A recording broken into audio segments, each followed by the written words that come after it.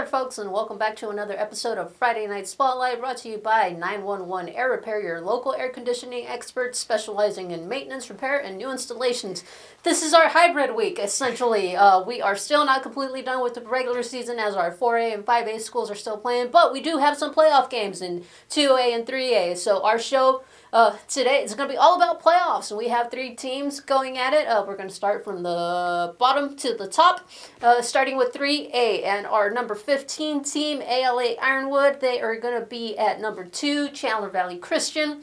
And Chandler Valley Christian has pretty much had our Pinal County team's numbers in basically every sport so far the past couple of years. They defeated Florence earlier in the season. Now they're going up against ALA Ironwood. So, David, you've seen ALA Ironwood. What can you tell us about this Warriors team? Yeah, well, first of all, to speak on the rivalries, you're right. I mean, Valley Christian has been the enemy of a lot of Pinal County teams, both on the football field with Florence, especially earlier this year. They had a great game with each other, but also on the basketball field. We've seen it with Coolidge and ALA Ironwood themselves. So this is a team that I think, this is a game that ALA Ironwood has circled for sure. I mean, first of all, congrats to them. They were able to complete their first ever postseason appearance, first ever winning season as well. I mean, this team has really gone through the ringer since they joined the AIA, but Lauren Dawson has come in here, completely turned around the program, and they have a lot of guys that have bought into this program and are expecting to do well. I mean, Valley Christian's going to put up a tough task against them, but I think the Warriors have a chance here, especially from what we saw in their last game against Florence for the region championship. I mean, yes, they came out on a losing end, but I mean, they competed with Florence with a lot of people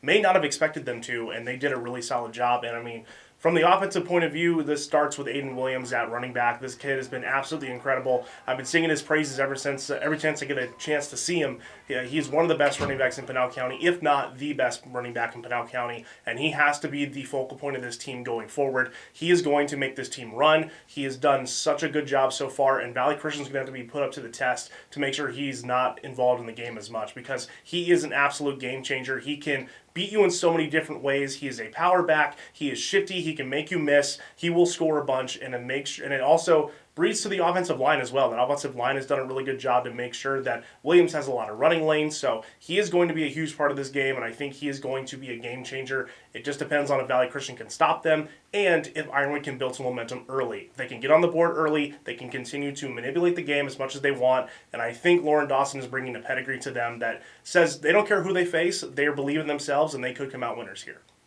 All right, looking at Valley Christian, they're going to bring a different look to ALA Ironwood, something they really haven't seen all season long, and that starts with quarterback Gunnar Link. He has over 2,300 passing yards, a 66% completion rate, 36 touchdowns, and just 5 interceptions. ALA Ironwood hasn't really seen a quarterback of this caliber, so, game plan might be a bit different, might be something new, something to keep an eye out for here is see if they can make these adjustments and try to slow him down. He is also Valley Christian's leading rusher, just 295 yards, 5 touchdowns. So not ALA Ironwood. Valley Christian isn't a big running team, which is basically what most 3A teams, that's kind of their forte, is trying to establish some type of running game.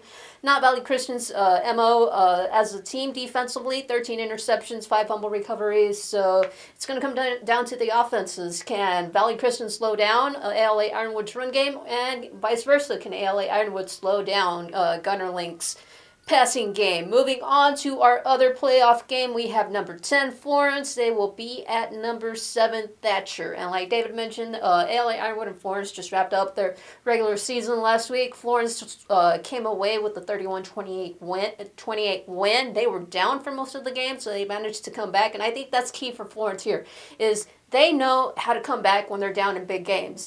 David, what are you expecting in this matchup? Yeah, we've seen it all year from them. They know how to rise to the occasion. They know how to compete and compete well. And it all starts with Logan Stenson at quarterback. And, earlier on the season, we didn't really see much of him, but Malik Smith has come out of nowhere, I think, to be a really good game-changing running back for them as well. So that's the 1-2 punch on offense. But, we always talk about it. Defense is going to play a huge key here. They're going to have to play one of their best defensive games if they want to come out on top here, especially on the road. It's a long long road trip for them, so they're going to have to be put up to the task here. I think Logan Stenson and Malik Smith are both going to be huge keys to this game. They're going to have to make sure they use their feet really well. Logan Stenson's a great passing quarterback, but what makes him special is his ability to run as well on top of his throwing prowess. So I really like what he's able to do on both sides of the ball. I think he's going to be a huge piece for them. If he has to stay on his game.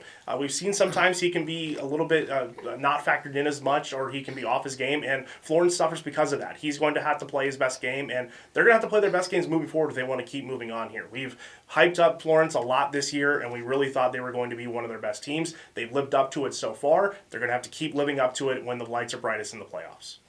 I think the key for Florence here is they're going to come out with a fire under them, because honestly, they shouldn't be on the road right now. I keep mentioning it. Had it not been for that Ben Franklin game that they lost on a last-second field goal, they would be home right now. They would still be a top 8. So I think, that's kind of going to fuel them to go on the road and show off that, hey, we're a top 8 team. We're a playoff contender. We're supposed to be here. We're supposed to move on and make this deep postseason run. I think that's going to be Florence's key here for Thatcher. Unfortunately, not much we can tell you about them. Max Preps only has 2 games of stats, and that's not really a lot for us to go on. So moving on to our last game, it is down in 2A. It is number 6, Santa Cruz Valley. They are going to be hosting number 11, Tombstone. David, you're our Santa Cruz guy. Just go off and talk about them. Absolutely, I will, because, first of all, it's great that Santa Cruz will be able to host a game. They're the only Pinal County team that we're going to have on Friday hosting a game, which is a huge advantage. I think a lot of people don't look at it as a big advantage, but it is.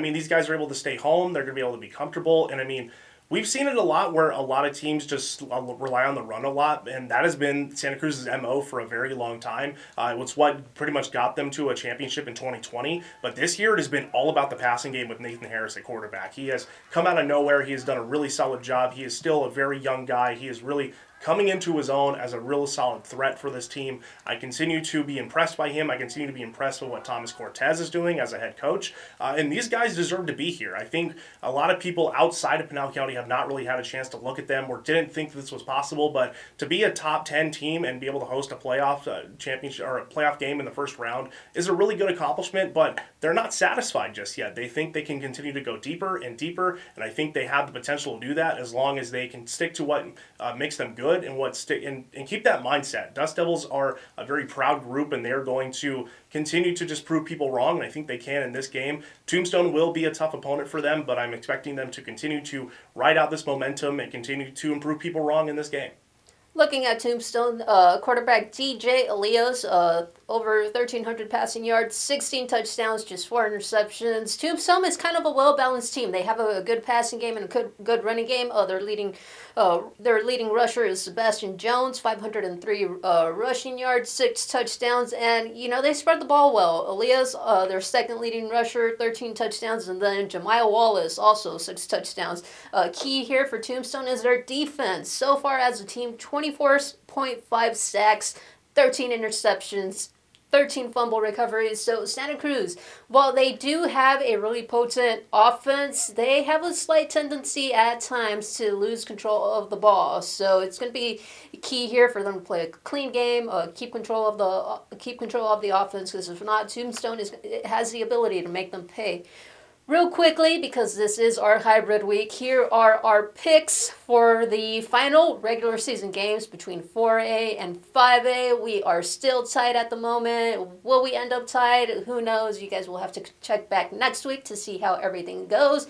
And as always, tune into Pinal Central for all of our local sports coverage.